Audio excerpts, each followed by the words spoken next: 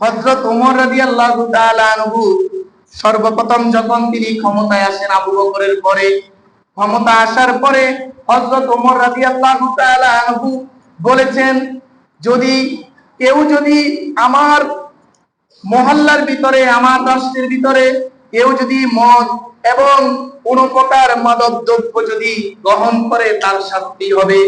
এক পর্যায়ে হযরত ওমর রাদিয়াল্লাহু তাআলা আনহুর ছেলে এই মদ এবং মাদক দ্রব্যের সাথে জড়িত ছিল। তার গোয়েন্দা সংস্থা হযরত ওমর রাদিয়াল্লাহু তাআলা আনহুকে বললেন, ওমর, আপনার সন্তানও মাদক দ্রব্যের সাথে জড়িত আছে। এমন পর্যায়ে হযরত ওমর রাদিয়াল্লাহু তাআলা আনহু ওনার ছেলের সর্বপ্রথম বিচার করেছেন।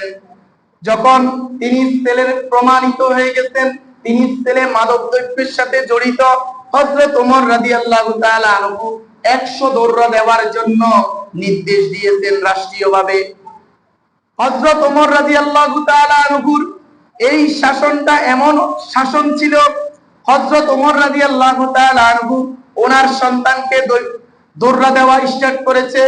এক পর্যায়ে দৌড়া দিতে দিতে 48টি যখন দৌড়া দেওয়া হয়েছে, হযরত ওমর রাদিয়াল্লাহু তাআলা আনহুর ছেলে মাটিতে লুটিয়ে পড়েছে। বাবা গো করে চিৎকার মেরেছে, বাবা আমি আর কখনো অন্যায় করব না, আমার জানটা বের হয়ে যাচ্ছে, আপনি আমাকে মাফ করে দেন। হযরত ওমর রাদিয়াল্লাহু তাআলা আনহু সাথে সাথে দারোগাকে বললেন, তুমি দৌড়া দিতে থাকো। যখন 50টি দৌড়া কমপ্লিট হয়ে গেছে, হযরত ওমর রাদিয়াল্লাহু তাআলা আনহুর ছেলে ইন্তেকাল করেছেন। আল্লাহু আকবার বলেন।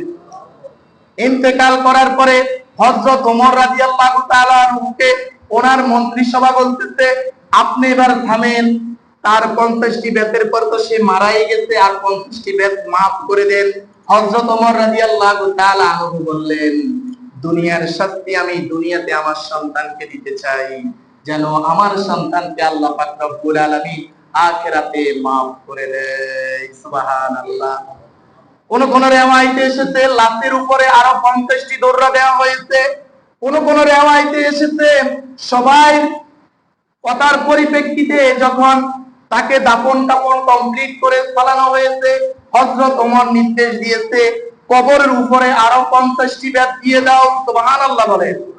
এমন শাসক ছিলেন, নিজের সন্তানের বেলাও তিনি ছাড় দেন নাই, এমন ওমর ছিলেন।